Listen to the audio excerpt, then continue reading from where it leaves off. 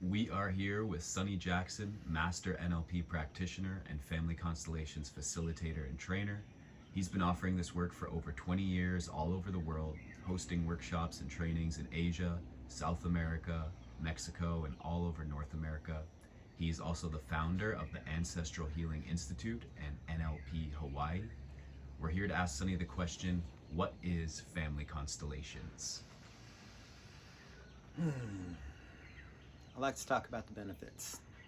There's a lot of videos I've seen out there that talk about the process and describe the process. And while that is valuable, the process of family constellations, I feel like, is such a magical and phenomenological experience that it's something you need to actually just go and do and then tell me what family constellations are or what the experience is that you have, because it's also very subjective.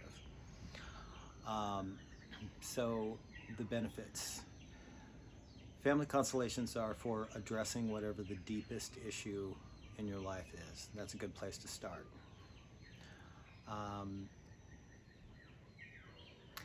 And often when I describe this work, I talk about, well, first of all, Bert Hellinger is the one that brought this work to the world.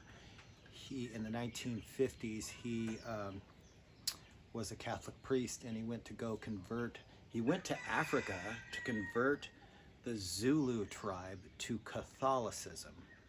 Long story short, they converted him to African shamanism. And he was really fascinated by the deep wisdom that he learned from hanging out with this tribe. And that's what Family Constellations was born out of. That's the foundation of it, if you will. Science tries to catch up with what the ancients and these mystics have known for thousands of years. And so there was this study done in 2013. It's called the Cherry Blossom Study. If you want to look it up, internet search it, check it out. It's called the Cherry Blossom Study. Basically what they did is the mice get the short end of the stick of these studies. But what they would do is they would shock the floor of this mouse at the same time that they would introduce the smell of cherry blossoms.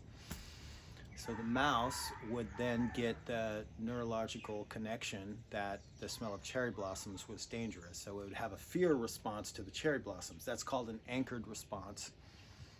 Another way to for you to have a personal experience with what an anchored response is, you know, when you hear a song that reminds you of, you're almost transported back to that moment or that time period when you're hearing that song. You smell a smell that reminds you of your childhood or something your grandmother used to make. And so that's what we call an anchor. And it's also a Pavlovian response is the way that it's described in science. So that's no surprise that later the mouse would have this fear response to the smell of cherry blossoms. What was the fascinating part of the study, and this study of epigenetics, was that the offspring of that mouse would have the same exact fear response measured in elevated RNAs. They measured it 3 generations down, the same exact level even of anchored response to the smell of cherry blossoms. So what they would say from that study is that trauma is carried transgenerationally. Well, that's true. And furthermore, I feel like it's demonstrating that we are programming our very DNA in every moment, that we have the capacity and the choice to do that with our vibration. So that's something to ponder. Speaking of pondering, I'd invite the listeners, I'd invite you to feel about what is the deepest issue in your life. What is the pattern that keeps showing up? And it's contextual, like in intimate relationship, what's that pattern that keeps showing up? What is the pattern that shows up with in regard to finance or money? Is there a ceiling on your income? Is there a ceiling on your acceptance level? My mom used to call it acceptance level. What is the pattern that shows up with your health? Is there a recurring health issue? What's the pattern that shows up with your emotional well-being? So we start to look at what is the pattern that keeps it showing up in the greater, from the greater perspective and introspection of our life. And that's the thing that the process of family constellation can be really good for helping you find resolution with. So the benefits are tremendous in just becoming aware of some of the dynamics that show up. And I find it also useful to describe the difference between conscious and unconscious. So if we have a trauma that shows up in this lifetime, you know why you're afraid of heights. If you had a trauma, you fell off a cliff or something when you were little, and it's like, oh, that's why I have this fear of heights, because of that trauma that happened in this lifetime. Well, it's obviously unconscious when that trauma happened to grandpa or grandma, or someone in our ancestral line had a trauma, and that it affects us today. We've inherited this response, this way of being. And then so that has everything to do with that pattern that shows up in relationship, that pattern, that ceiling on your income, that health issue, that your emotional well-being. So when you shine the light of awareness on something, it gives you the opportunity to change it. And that's what a family constellation does. Is it's first and foremost is to bring awareness, or some call it divination. So to really listen to what's there before we go and try to change anything. And so it's a really beautiful process in the way that it's about listening. It's about acknowledgement first and foremost of what's there. And so for some, one of the first things that's uncovered is that we are resisting or rejecting one or both of our parents. And oftentimes it's at least more one than the other. And if we do that, then we are also cutting off our connection to all the ancestors behind that parent. And I find it also useful to describe what is this idea of systemic versus isolated, subjective, let's call it. So most folks think about everything from their own personal perspective. And that is like when you read a book in the first person. And the most common word spoken in the English language, you might have guessed, I. And so it's just part of human nature, of course. That's what matters to us, is what's in relation to ourself.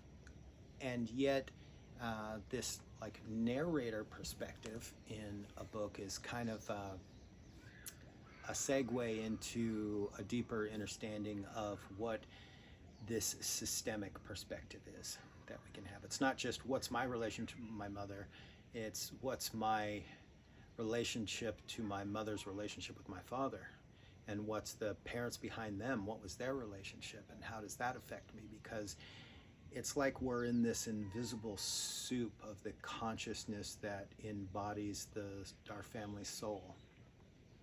So back to when we're rejecting one or both of our parents, they're like the god and goddess of our soul. And when we reject one or both of them, we're closing the door to the rest of the ancestors behind them. And when we do this healing work, and when we come to a greater level of acceptance with the parents that we got or that we chose, then we're opening the door, and we're having this capacity for greater resonance and connection with our greater soul. And that's really the meta outcome, if you will, of what I feel like the process of really embodying and practicing this work is about finding that greater resonance. And that's what your soul wants, that connection again. I like to describe how you would think about that on the physical is that your body is made of trillions and trillions of cells. There's some debate about exactly how many, but there is no exact, right?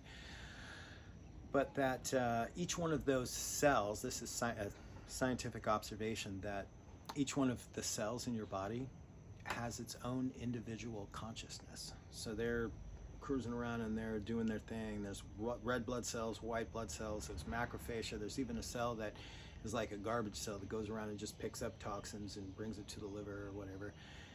And but they're not looking at some punch card in the morning and like, oh Joe, it looks like I'm going to be going to the colon today and cleaning up over there.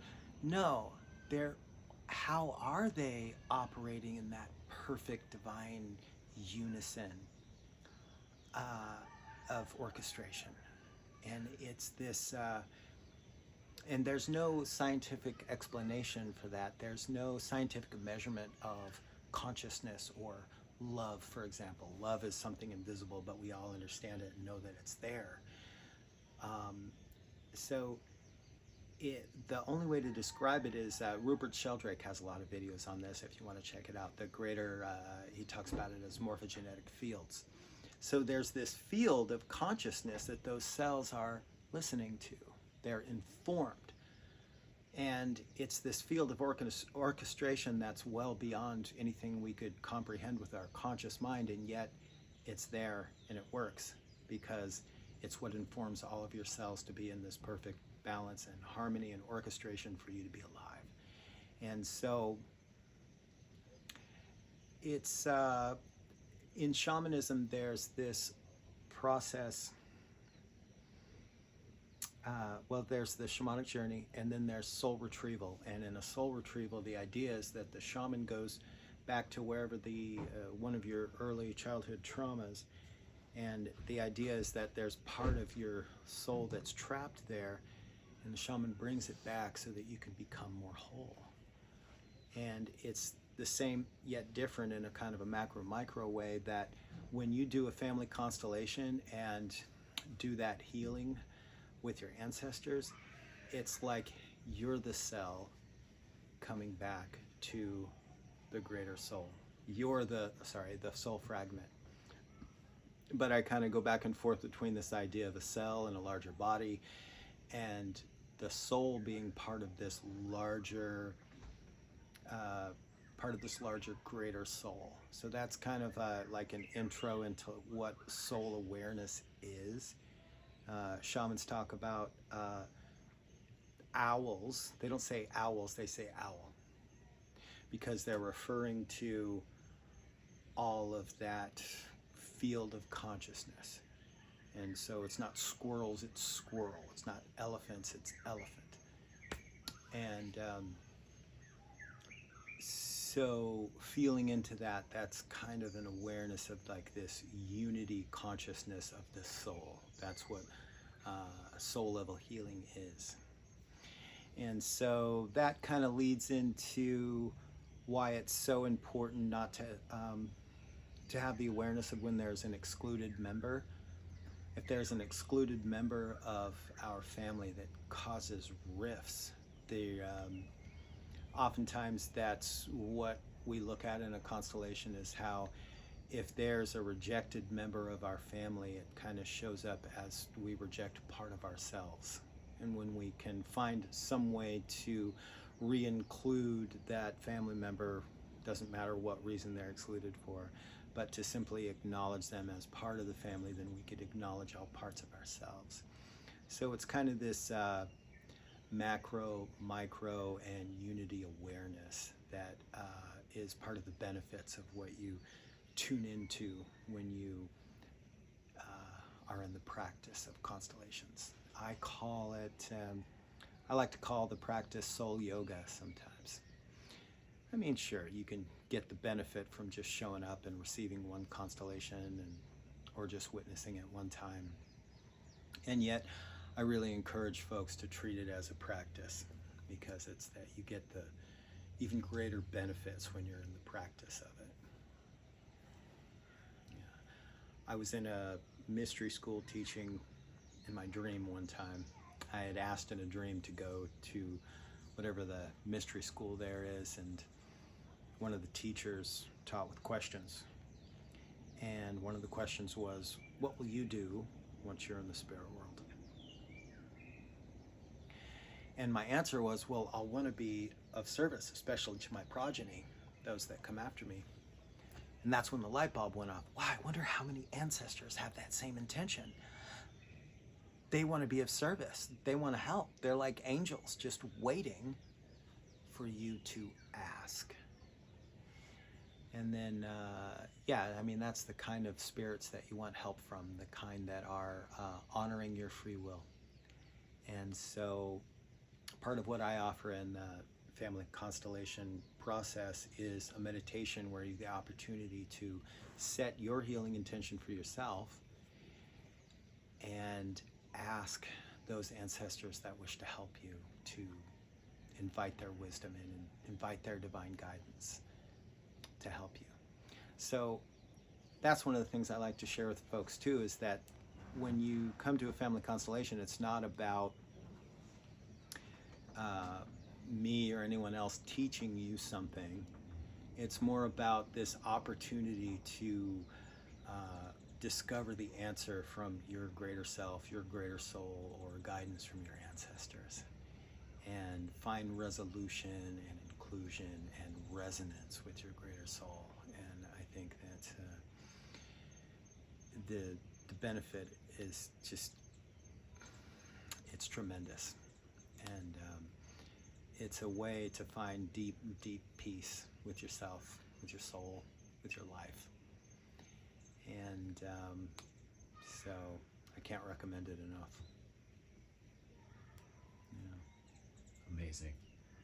So it seems that you have some workshops or some trainings coming up, both NLP and family constellations. Yeah, what are those dates, or what do people need to know if they want to connect with you further? In late October, the third week of October, there's the NLP practitioner training, and that is a prerequisite for the family constellation facilitator training. And there'll be a whole video that you can check out. I highly recommend it, why NLP and family constellations are so woven. So check that out. And in early November, starting 2 days after Day of the Dead, where the veils are the thinnest, is when the family constellation facilitator training takes place.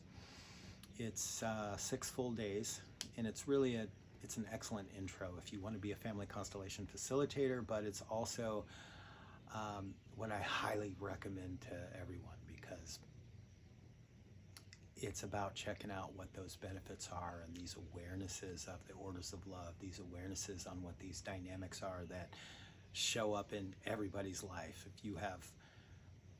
If you're a human in a body, you have parents and you have a family, however disconnected, and all of us need some kind of reconciliation therein. But it's this opportunity, whether you want to be a family constellation facilitator or if you just want to tune into all the awarenesses that help you become the facilitator of the constellation of your life. So it's for everyone, and it's a really deep dive into family constellations, ancestral healing, and finding greater resonance and peace with your soul. So, yeah. So as usual, there's links in the video if you want to check any of that out. There's a lot of other stuff going on too on Big Island and on Kauai. So check it out. And thank you very much, Jack. I really appreciate this opportunity. Thank you, Sonny. Aloha. Aloha.